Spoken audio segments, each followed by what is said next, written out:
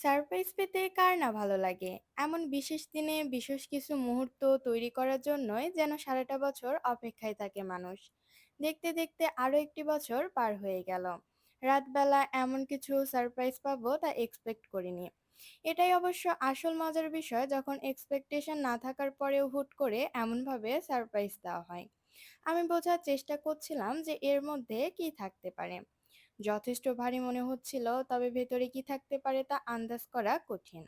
আর ওরা ইচ্ছে করে আমাকে খালি হাতে খোলার জন্য বলেছিল, যেটা বেশ ভালোই প্যারাচ্ছিল। নিজেকে যতটা দুর্বল মনে করেছিলাম, যাক ততটা দুর্বল আমি নই। অবশেষে সফল হয়েই গেলাম। আপনারা দেখতেই পাচ্ছেন এটা কি। সত্যি বলতে মেকআপ বক্স অনেক মেয়ের ইমোশন বলা চলে। আর আমি যেহেতু ব্লগিং করি, সো আমার জন্য এটা আসলে অনেক বেশি ইউজফুল। তবে এটা দেখতে এত সুন্দর, প্রথমত আমি এর সৌন্দর্য দেখে ক্রাশ খেয়েছি। তার উপর ভেতরেও সবকিছু অনেক সুন্দরভাবে সাজানো ছিল এবং অনেক অপশন ছিল। গিফট দেখা তো শেষ, তাহলে এবার কেক কাটার পালা।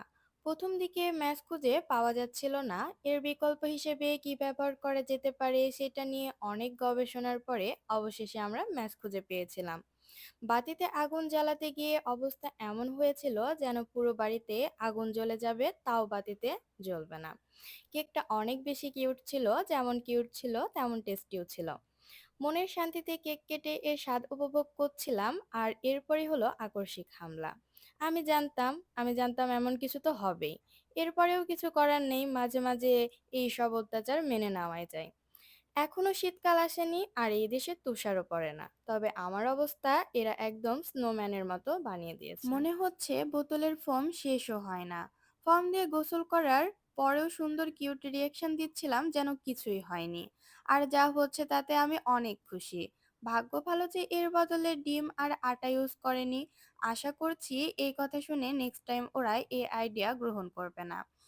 আর আজ যা হলো সমস্যা নেই, সময় আসলে রিভেঞ্জ নেওয়া যাবে। পরের দিন সন্ধ্যায় আমাদের প্ল্যান অনুযায়ী হিলিয়ামে চলে গিয়েছিলাম। বার্থডের দিনে যদি ট্রিট না থাকে তাহলে কি হয়? আর তার উপর কিছু পিক তো উঠাতেই হতো। খাবার অর্ডার দিয়ে মিশনে নেমে পড়লাম। এই সাইডটা ফাঁকা ছিল দেখে বেশ ভালোই লাগছিল, কারণ আমার বেশি ক্রাউড পছন্দ না। এরপরই চলে আসলো আমার সেকেন্ড কেক। আগের কেকটা যেমন কিউট ছিল, এই কেকটা ঠিক সেই রকমই সুইট। আমি সুইট বলতে কিন্তু কেকের মিষ্টি স্বাদ বোঝাইনি। কেকের মিষ্টি পরিমাণ মতোই ছিল, তবে এর লুকটা আসলেই সুইট ছিল। দুইটা কেক আমরা একই জায়গা থেকে অর্ডার করেছিলাম, তবে ওই কেকের তুলনায় এই কেকটা অনেক বেশি সফট ছিল। আর দুইটা কেকের স্বাদই ভালো ছিল, তবে কেকের থেকেও বেশি মিষ্টি ছিল এই সুন্দর মুহূর্তগুলো, যা চিতির পাতায় সবসময় থেকে যাবে। জীবন কখনো রোদে পুড়ে যায়, কখনো মেঘে ঢেকে যায়, কখনো হাসির সুন্দর মুখর, কখনো নিঃশব্দ একাকিত্বে ভরা।